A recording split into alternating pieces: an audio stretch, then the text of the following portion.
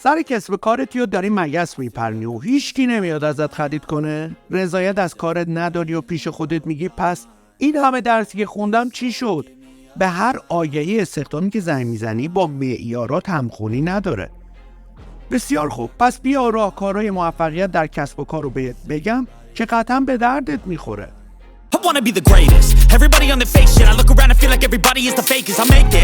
آدما باید تو کسب و کار مثل کرگدن باشن.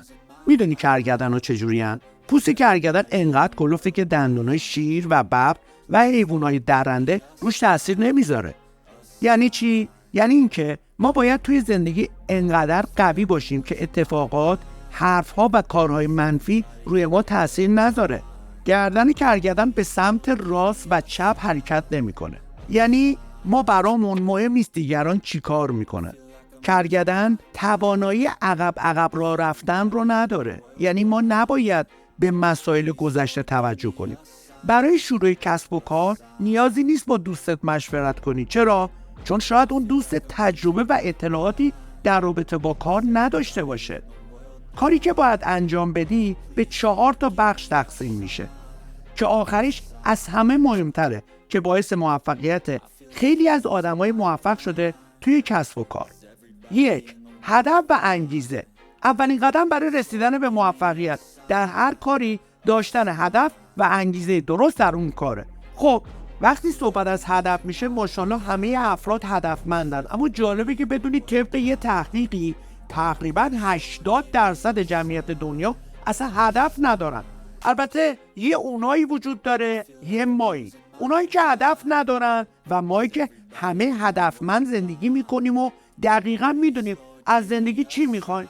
بله، من این سوالو 1000 جا پرسیدم و همه یه جواب تکراری میدن: موفقیت، پیشرفت، خوشبختی، پولدار شدن و به آرامش رسیدن. بچه‌ها اینا هیچ کدوم هدف نیستا، اینا وضعیت‌های ذهنی شماست. ممکنه با 10 میلیارد تومان پول احساس کنی پول داری، با 100 میلیارد تومان پول احساس کنی ثروتمند نیستی. شما ممکنه در یک ویلای بسیار بزرگ زندگی کنی و احساس خوشبختی و آرامش داشته باشی، میتونی هم نداشته باشی. موفقیت در رشد هیچ ربطی به آرامش شما نداره. واقعیت اینه که شما وقتی در مسیر رشد و موفقیت هستی انقدر ذوق زده ای، انقدر خوشحالی که چیزی به نام آرامش رو تجربه نمی کنی، بلکه چیزی به نام هیجان رو تجربه می کنی. هیجان و اعتماد به نفس از چیزی که داری خلق می کنیه. پس از اول به ما اشتباه یاد دادن، می گفتن من دنبال یه زندگی بی دغدغه‌ام. چی میشه یه زندگی ساده‌ای باشه، بی دغدغه، راحت؟ حالا تو میخوای به دنبال یه زندگی بی دغدغه باشی تو زندگیت عزیزم؟ شما وقتی تو زندگیت رشد و پیشرفت میکنی ناخودآگاه دغدغه‌هات بیشتر میشه. اما این دغدغه کجا؟ اون دغدغه کجا؟ اینکه شما دغدغه زندگیت این باشه که من وقتی برم خرید پول کم نیارم، من فلان کافی شاپ و فلان رستوران رو نرم، هی سر بوش حواسم به کری خونم باشه. این دغدغه‌ها اصلا چیزای جذابی نیست. ولی وقتی دغدغه‌هات میشه این که من چطور کارمندای خودم رو کنترل کنم، چطور میشه شعبه 2 خودم رو بزنم، چطور میتونم پیشرفت داشته باشم که بتونم به دیگران بیشتر کمک کنم، چطور میتونم تغییراتی ایجاد کنم که سازمانم، تجارتم، بیزینسم رشد بکنه و پیشرفت بکنه، اینا دغدغه‌های قشنگیه، اینا هیجان میاره. اما زندگی بی دغدغه زمانیه که شما بعد 1000 سال بمیری.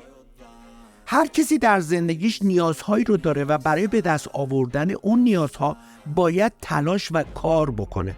یعنی ما کار میکنیم تا زنده بمونیم، زنده میمونیم تا زندگی بکنیم. یه بار دیگه میگم، خیلی قشنگ بودا. ما کار میکنیم تا زنده بمونیم، زنده میمونیم تا زندگی کنیم. برای ساختن انگیزه و هدف برای هر چیزی باید به دنبال چراها در اون موضوع بگردیم.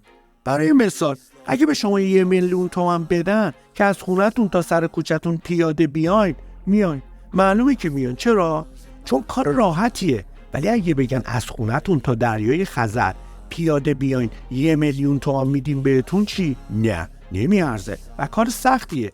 یه مثال دیگه میزنم راحت‌تر متوجه بشین. یه تخته چوب فرض کنید به ارتفاع 20 سانتی متر و طول 1.5 متر که روی زمین قرار داره. 1,000,000 تومان به شما میدن، میگن برو اونور تخته، برو، میری اون طرف تخته، چون خیلی خیلی راحته. ولی اگر این تخته چوب رو بین 2 ساختمون قرار بدن، بگن برو چی؟ نمیری اصلا، بگو 1,000,000,000، بحث جونته.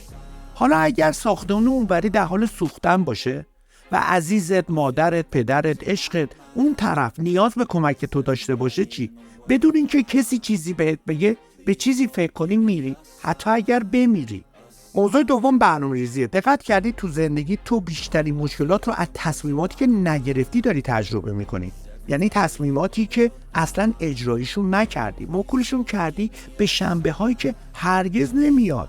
واقعیت اینه ماها بزرگترین مشکلات زندگیمون، مشکلات مالیمون، هر آنچه که میخوایم و بهش نرسیدیم نشأت میگیره از حسرت‌های زندگیمون. حالا میخوام بهت بگم بیا دیگه حسرت نخوریم، بیا دیگه گذشته ها گذشته، اینا رو که حفظی. این گوشو میبینی پر از نصیحته، حرف تازه چه خبر. ببین چیزی که میخوام بهت بگم اینه که ما در 90% مواقع به خاطر تصمیماتی که در زندگیمون نمیگیریم داریم لطمه میخوریم. حالا این تصمیماتی که نمیگیریم چی هن؟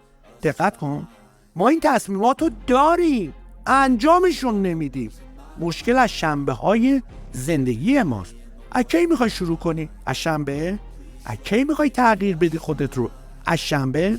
سومین راهکار استمرار. خیلی مهمه. کلید اصلی موفقیت ثبات قدم و استقامته، ولی در عین حال میتونه خطرناک هم باشه، چون بیشتر آدما که برای موفق شدن تلاش میکنن نمیدونن چطور ثبات قدمشون رو حفظ کنن.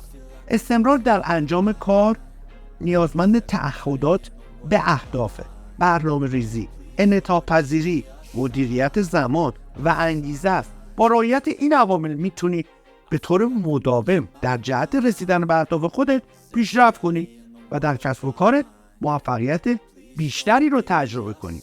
بذار برات یه مثالی بزنم. از بین گرفتن 3 میلیون دلار نقد همین الان یا گرفتن 1 سنت که به مدت 31 روز هر روز ارزشش 2 برابر میشه. اگه این مثال قبلا شنیدید میدونی گزینه درست انتخاب 1 سنته، چون منجر به ثروت عظیمتری میشه. ولی چرا باورش انقدر سخته که انتخاب 1 سنت باعث به دست آوردن پول بیشتری میشه؟ چون دیدن نتیجه نهایی خیلی بیشتر طول میکشه. بیا نگاهی دقیق تری بندازیم. فرض کن تو 3 میلیون دلار رو برمیداری و دوستت 1 سنت رو انتخاب میکنه. در روز پنجم اون فقط 16 سنت داره، ولی تو 3 میلیون دلار داری. در روز دهم پول اون 5 دلار و 12 سنته، در برابر پول کلان تو. فکر میکنی دوستت چه حسی داره؟ تو داری با 3 میلیون دلار کلی اشغال میکنی. در روز 20 در حالی که فقط 11 روز مونده، حاصل انتخاب 1 سنتی فقط 5243 سنته. تازه از اینجاست که استمرار خودشو نشون میده. و در روز 31 اون رشد اندک روزانه سکه 1 سنتی رو به ارزش 10,737,418 دلار و 18 سنت میرسونه. در اینجا متوجه میشیم که استمرار چقدر مهمه. در روز 29 تو 3 میلیون دلار داری، ولی مسیر 1 سنتی به ارزش 2.7 میلیون دلار رسیده. تازه روز 30 مسابقه است که دوستت با 5.3 میلیون دلار از تو جلو میفته و در آخرین روزهای این ماراتون 1 ماه است که دوستت پشت تو رو به خاک میرسونه. چیزهای بسیار کمی به اندازه جادوی استمرار تاثیرگذاره. جالبیش اینجاست که این نیرو در تمام اوضاع زندگی اثرگذاره و نیرومنده. در هر صورت در مورد این موضوع هر چقدر که بخواین جا داریم برای صحبت کردن، ولی بذارید یه چیزی رو بگم. بچه‌ها نسبت به کاری که میخواین انجام بدید بعد از استمرار سعی کنید عادت کنید. عادت باعث میشه که اون کار براتون سهل‌تر بشه، آسونتر بشه. مشورت کردن باید با متخصصش باشه. اشتباه نکنید. بعضی موقع‌ها آدرس اشتباه بهتون میدن. مشاوره اشتباه سم زندگیتون رو بیشتر میکنه. الان هم که تو ایران الحمدلله ما متخصص زیاد داریم. تو هر زمینه شغلی متخصصش وجود داره.